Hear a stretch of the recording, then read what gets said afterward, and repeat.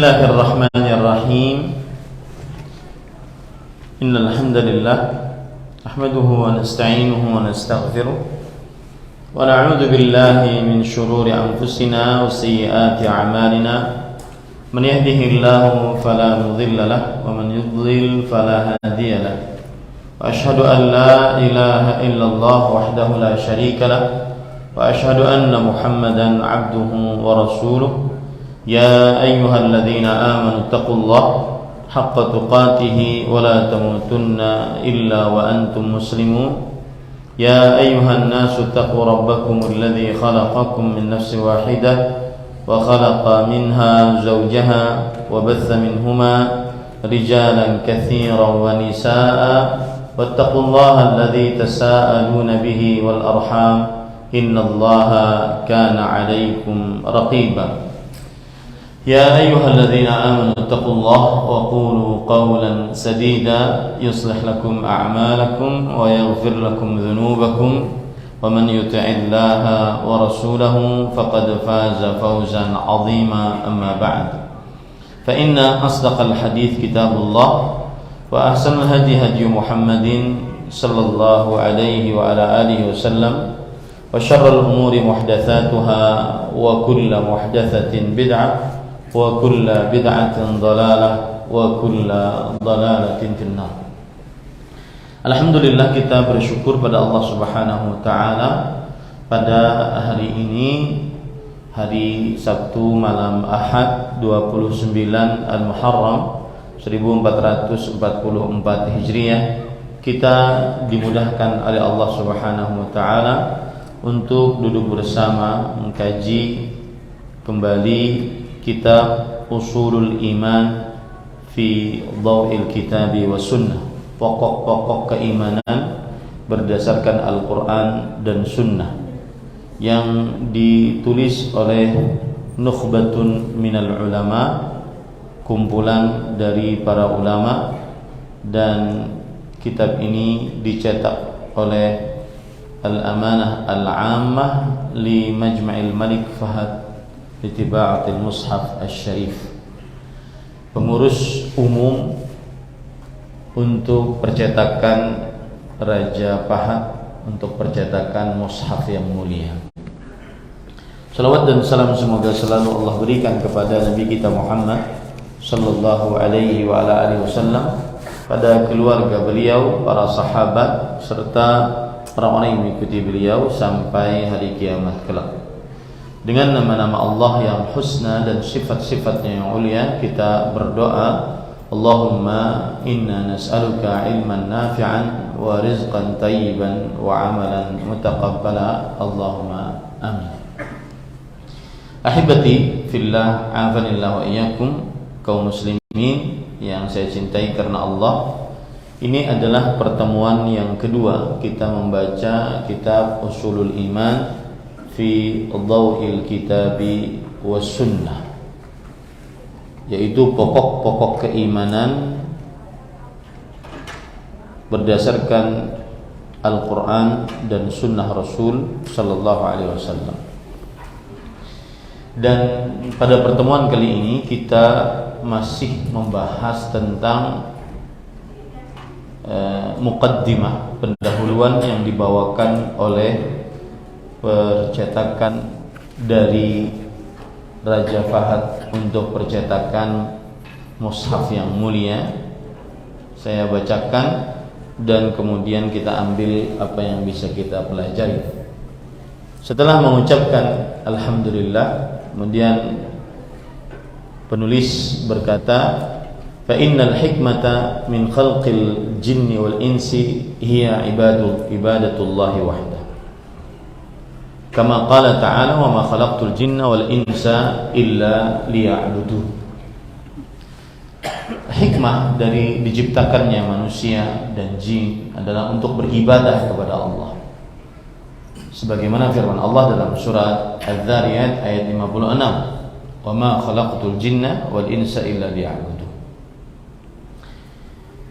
Dan ini hikmah wajib selalu kita ingat agar kita tidak tersesat jalan di dunia, tidak melalaikan kewajiban tidak melanggar larangan.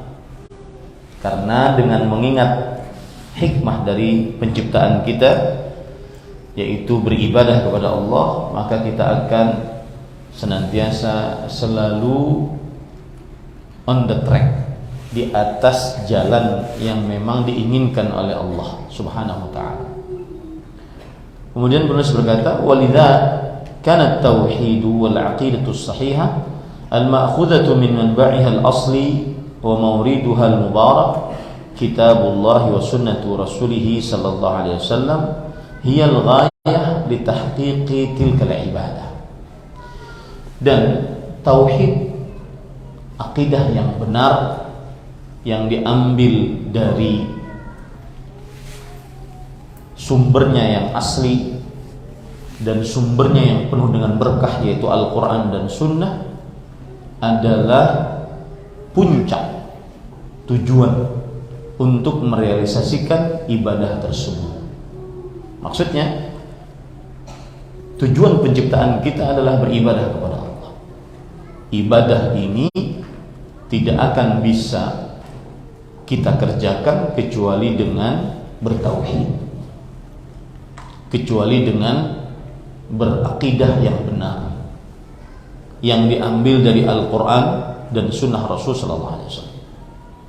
Fahiyal asas li'imarati hadzal qaum wa bi faqdiha yakunu fasaduhu wa kharabu wa ikhtilaluhu. Maka akidah yang benar berdasarkan Al-Quran dan Sunnah adalah pondasi untuk memakmurkan alam semesta ini. Tanpa akidah, maka akan terjadi kerusakan, akan terjadi kehancuran. Sebagaimana firman Allah dalam surat Al-Anbiya ayat 22. Lau kana fihima alihatun illallah lafasadata fasubhanallahi rabbil arsy amma yasifun. Jikalau di langit dan di bumi ini ada Tuhan-Tuhan selain Allah, maka niscaya langit dan bumi akan hancur. Maha suci Allah, Rabb yang memiliki arsy atas apa yang telah mereka sifati. Ayat ini menunjukkan bahwa akidah yang benar berdasarkan Al-Quran dan Sunnah menjaga alam semesta. Tanpa akidah yang benar, maka akan hancur alam semesta. Wa qala subhanahu, dan Allah Subhanahu wa ta'ala juga berfirman, Allahul ladzi khalaqa sab'a samawati wa minal ardi mithlahunna yatanazzalu al-amru bainahunna lita'lamu anna Allah ala kulli syai'in qadir wa anna Allah qad ahata bi kulli syai'in ilma. Allah yang telah menciptakan 7 langit dan 7 bumi yang semisal dengannya. Segala perkara turun dari sisi Allah Subhanahu wa ta'ala. Maksudnya adalah, jika seseorang tidak berakidah yang benar, maka akan hancur alam semesta. Agar supaya kalian mengetahui bahwa Allah Maha Kuasa atas segala sesuatu, dan Allah ilmunya meliputi segala sesuatu. Ini poin pertama pada kesempatan kali. Akidah yang benar berdasarkan Al-Quran dan Hadis adalah pondasi dasar untuk keselamatan dunia akhirat. Al-aqidah as-sahihah, akidah yang benar berdasarkan Al-Quran dan Sunnah adalah pondasi dasar untuk keselamatan dunia akhirat. Kemudian penulis mengatakan, walamma kana ghairu mumkinin lil 'uqul an tastaqilla bi ma'rifati tafasili dzalika ba'atha Allahu rusulahu wa anzala kutubahu li'idha'ihi wa bayanihi wa tafsilihi lin-nas hatta yaqumu bi ibadatillah 'ala basirah wa usus wadihah wa da'a'im qawimah. Nah, ketika tidak mungkin bagi akal kita untuk mengetahui rincian ibadah-ibadah apa saja yang diwajibkan atas kita, dan juga rincian akidah-akidah apa saja yang wajib kita untuk meyakininya, maka oleh sebab itulah Allah mengutus para rasul menurunkan kitab-kitab suci untuk menjelaskan kepada manusia bagaimana ibadah yang benar dan apa akidah yang benar, sehingga manusia menegakkan ibadah tersebut berdasarkan ilmu pengetahuan, berdasarkan landasan yang jelas dan tiang-tiang yang kokoh.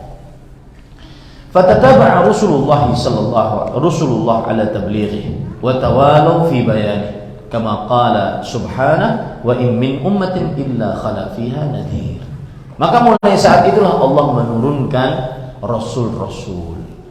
Tujuannya tadi untuk menjelaskan akidah yang benar sebagai pondasi dan menjelaskan ibadah yang benar sebagai tujuan hidup bagi manusia. Sekali lagi saya katakan ya, mengingat tujuan hidup kita itu penting untuk kita istiqamah di atas jalan Allah. Kadang kita terlalu melalaikan kewajiban atau terlalu berani melanggar larangan. Salah satu penyebab utamanya adalah karena tidak atau lupa atau pura-pura lupa tentang tujuan hidup kita. Tadi kajian ibu-ibu banyak yang mengeluhkan suaminya tidak sholat, suaminya berakhlak buruk, suaminya tidak suka belajar agama Islam lebih mendalam. Salah satu nasihat yang paling bisa disampaikan kepada suami yang seperti ini adalah tujuan hidup. Tujuan kita di dunia ini apa? Yaitu beribadah kepada Allah. Dan ibadah tidak bisa kita lakukan dengan maksimal kecuali dengan berilmu agama. Dan ibadah tidak akan diterima di sisi Allah kecuali dengan pondasi dasarnya akidah yang benar. Jadi mengingat pondasi hidup itu sangat tujuan hidup itu sangat penting.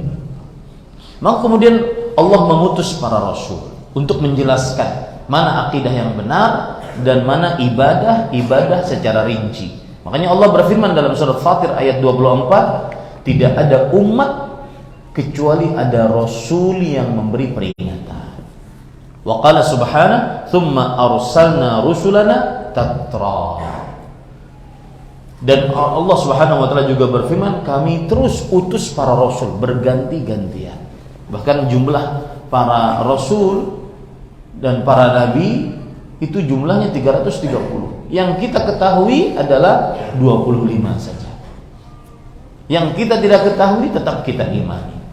Ayyatba'u ba'dhum ba'dhan ila an khatamahum bi sayyidihim wa afdalihim wa imamihim nabiyina Muhammad sallallahu alaihi wasallam. Terus rasul-rasul itu datang bersilih ganti sampai ditutup dengan rasul yang paling mulia, yang paling utama, yang paling menjadi pemimpin, Nabi kita Muhammad sallallahu alaihi wasallam. Faballagha ar-risalah wa adda al-amanah wa nasaha al-ummah wa jahada fillahi haqqa jihadi wa da'a ila Allah sirran wa jahara. Maka Nabi Muhammad SAW sempurna menyampaikan risalah, sempurna menunaikan amanah dari Allah, sempurna menasihati umat Islam, sempurna berjihad di jalan Allah dengan sebenar-benar jihad. Beliau berdakwah baik itu secara rahasia ataupun terang-terangan. Wa qama bi'aba'ir risalah akmal qiyam. Beliau menunaikan risalah tersebut dengan sebenar-benarnya, tidak ada yang tersisa, tidak ada yang tersembunyi. Wa udhiya fillahi asyaddal adza. Bahkan akibat dari berdakwah tersebut beliau disakiti, diberikan ujian oleh Allah Subhanahu wa taala dengan musuh-musuh yang sangat menyakiti beliau. Fasabara kama sabara ulul azmi minar rusul. Tetapi beliau bersabar sebagaimana para rasul dari ulul azmi bersabar. Walam yazal da'iyan ila Allah hadiyan ila siratihil mustaqim hatta adhharahu Allah bihi ad-din. Masih saja terus beliau berdakwah sampai Allah nampakkan agama Islam ini. Wa atamma bihi ni'mah, sampai akhirnya Allah menyempurnakan nikmat. Wa dakhalan nasu bisababi da'wati fi dinillahi afwaja. Akhirnya pada tahun ke-8 Hijriah masuk manusia ke dalam agama Allah afwaja. Sebagaimana Allah firmankan dalam surah An-Nasr, "Idza jaa nasrullahi wal fath wa ra'aitan nas yadkhuluna fi dinillahi afwaja." Engkau akan melihat manusia masuk ke dalam agama Islam, ke agama Allah berbondong-bondong, yaitu pada penaklukan kota Mekah. Ini puncaknya. Ya, meskipun setelah itu ada perang Tabuk, perang terakhir Nabi Muhammad SAW sebelum beliau wafat, tahun ke-9 Hijriah. Kemudian setelah itu, walam yamut sallallahu alaihi wasallam hatta akmalallahu bihi ad-din wa atamma bihi an-ni'mah wa anzala fi kitabi fi dzalika subhanahu qawluhu al-yawma akmaltu lakum dinakum wa atmamtu 'alaikum ni'mati wa raditu lakumul islam dinan. Dan tidaklah Nabi Muhammad sallallahu alaihi wasallam wafat sampai Allah menyempurnakan agama Islam ini dengan beliau, menyempurnakan nikmat bagi umat Islam. Allah menurunkan ayat sebagai buktinya bahwa Islam sudah sempurna. Surat Al-Maidah ayat 3. Hari ini kusempurnakan bagi kalian agama kalian, kusempurnakan atas kalian nikmatku, dan kuridhai bagi kalian Islam sebagai agama. Pelajaran yang menarik di sini adalah satu, bahwa Rasul sallallahu alaihi wasallam sudah sempurna menyampaikan wahyu dari Allah tanpa tersisa. Yang kedua, Islam agama yang sempurna, tidak perlu tambahan, tidak perlu pengurangan, tidak perlu renovasi, inovasi. Islam sudah sempurna dengan turunnya Al-Maidah ayat 3. Itu akidah yang menancap selalu dalam hati. Sebagus apapun amaliyah seseorang selain syariat Nabi Muhammad SAW, maka kita katakan Islam sudah sempurna. Ini akidah yang harus menancap dalam hati. Akidah itu apa sih pengertiannya? Jazmul qalbi wa i'tiqaduh ala tauhidillah wa ma yajibul iman bih. Keteguhan hati dan keyakinannya untuk mentauhidkan Allah dan apa saja yang wajib diimani. Itu namanya akidah. Nah, termasuk akidah, keyakinan kita yang tidak boleh kita ragu sedikit pun di dalamnya, Rasul sallallahu alaihi wasallam sudah sempurna menyampaikan Islam. Kemudian yang kedua, Islam sudah sempurna, tidak ada pengurangan, penambahan, renovasi, inovasi. Baik. Kemudian selanjutnya, fabayyana salawatullahi wa salamu alaihi ad-din kullahu usulahu wa furu'ahu kama qala imamu daril hijrah Malik bin Anas radhiyallahu anhu muhalun an yudhanna bin nabi sallallahu alaihi wasallam annahu 'allama ummatahu al-istinja' wa lam yu'allimuhum at-tauhid. Dan Nabi Muhammad sallallahu alaihi wasallam sudah menjelaskan agama Islam ini seluruhnya, mau pokok-pokoknya, cabang-cabangnya sudah dijelaskan oleh Rasulullah. Lihat perkataan Imam Malik yang pantas ditulis dengan tinta emas. Mustahil kata Imam Malik, apabila ada orang yang menyangka bahwa Nabi Muhammad SAW telah mengajarkan kepada umatnya tentang tata cara beristinja dari kotoran, tapi belum menjelaskan kepada umatnya tentang tauhid. Mustahil. Ya, karena tauhid lebih utama dibandingkan perkara istinja. Ini menunjukkan bahwa Rasul sallallahu alaihi wasallam sudah sempurna menyampaikan risalahnya. Kemudian penulis mengatakan, waqad kana sallallahu alaihi wasallam da'iyatan ila tauhidillah wa ikhlasid din lillah wa nabadha syirka kullahu kabirihi wa saghirihi. Artinya, wa nabdhi syirki kullihi kabirihi wa saghirihi sya'nu jami'il mursalin. Artinya, dan Nabi Muhammad SAW berdakwah kepada tauhid, kepada Allah SWT, dan memurnikan amalan hanya untuk Allah. Ini adalah perintah paling besar dari dakwah Nabi. a'zamu ma amara Nabi sallallahu alaihi wasallam at-tauhid. Yang paling besar dari dakwah Nabi Muhammad sallallahu alaihi wasallam adalah mentauhidkan Allah. Yang paling besar dari dakwah Nabi Muhammad sallallahu alaihi wasallam adalah mentauhidkan Allah dan mengikhlaskan agama hanya untuk Allah Subhanahu wa taala. Nah, di sini perlu kita tekankan apa itu tauhid. At-tauhid sinonim dengan al-ikhlas. Tauhid dengan ikhlas itu artinya hampir sama. Ya. Tauhid dengan ikhlas adalah hampir sama. Siapa yang mentauhidkan Allah berarti dia telah mengikhlaskan ibadah. Siapa yang telah mengikhlaskan ibadah berarti dia sudah bertauhid. Apa arti tauhid? Menjadikan Allah satu-satunya yang memiliki kekhususan yang khusus miliknya. Apa arti ikhlas? Memurnikan ibadah hanya untuk Allah satu-satunya. Itu ikhlas. Dan itulah dakwahnya Nabi Muhammad SAW. Dakwah yang paling utama yang didakwahkan oleh Nabi Muhammad SAW adalah tauhid dan memurnikan ibadah hanya untuk Allah. Wa nabdhi syirik kullihi wa kabirihi wa saghirihi sya'ni jami'il mursalin. Dan dakwah Rasulullah SAW yang kedua yang paling utama juga adalah mencegah dari kesyirikan seluruhnya, seluruh macamnya, besarnya, kecilnya. Ya. Apa itu syirik? Nanti kita akan bahas. Syirik adalah menyamakan selain Allah dengan Allah dalam perkara yang khusus milik Allah. Nah, ini nanti kita akan bahas karena ini hanya sekedar muqaddimah. Kemudian kita lanjut.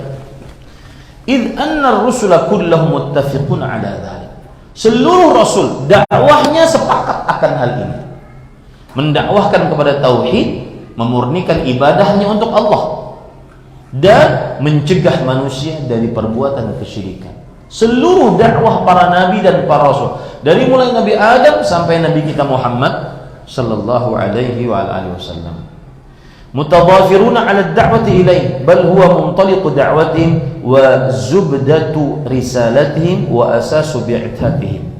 Mereka senantiasa berlomba-lomba dalam mendakwahkan itu. Bahkan itulah start dakwah mereka, inti risalah mereka, pokok wahyu yang dibawa oleh mereka ketika diutus menjadi nabi dan rasul, yaitu mentauhidkan Allah dengan memurnikan ibadah hanya untuk Allah.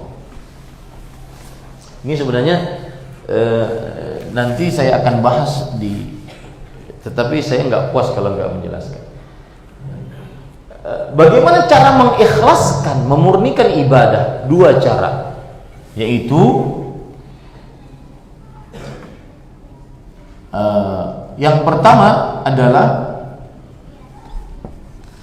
raja'us thawab minallah wahdah,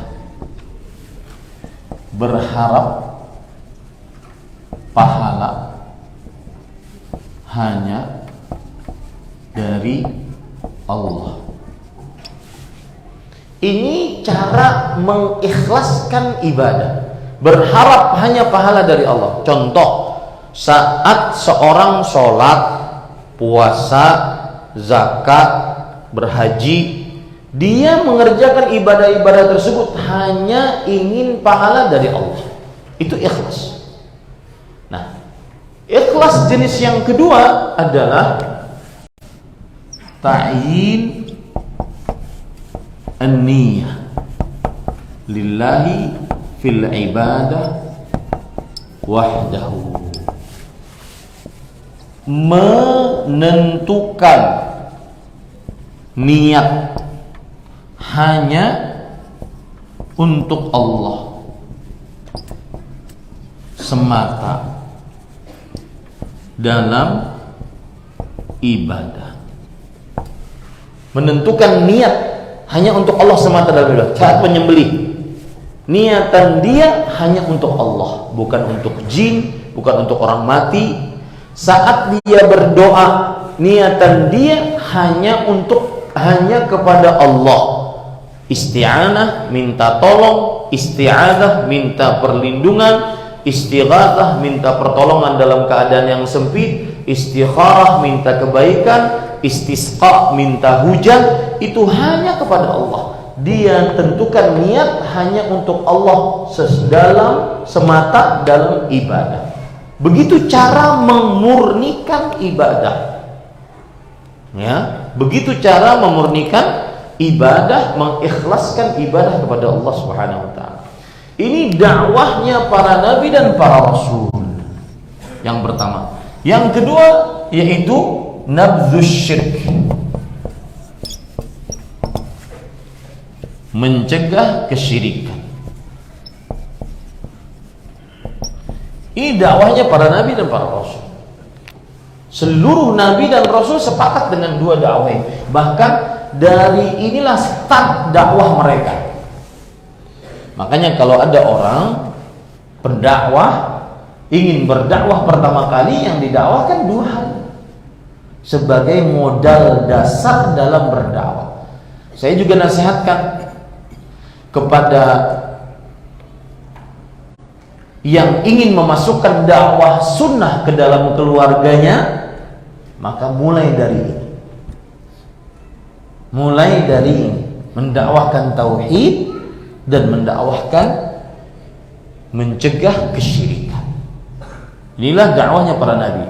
Allah berfirman dalam surah An-Nahl, "Walaqad ba'atsna fi kulli ummatin rasulan an ya'budullaha wajtanibut taghut." Dan sungguh kami telah utus di setiap umat seorang rasul. Dakwah mereka apa? Beribadahlah kepada Allah, tauhid, wajtanibut taghut, jauhilah kesyirikan.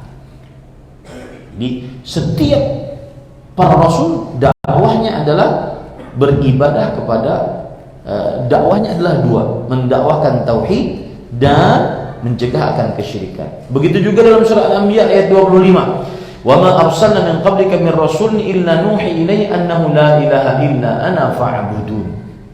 Tidaklah kami utus sebelum engkau seorang rasul kecuali kami wahyukan kepada engkau kepadanya bahwa tidak ada ilah yang berhak diibadahi kecuali aku, beribadahlah kepada tauhid dan mencegah kesyirikan. Itu dakwahnya para rasul. Itu dakwahnya para rasul alaihi wassalatu wassalam. Baik, kita salat Isya dulu. Habis salat Isya kita lanjut lagi. Silahkan.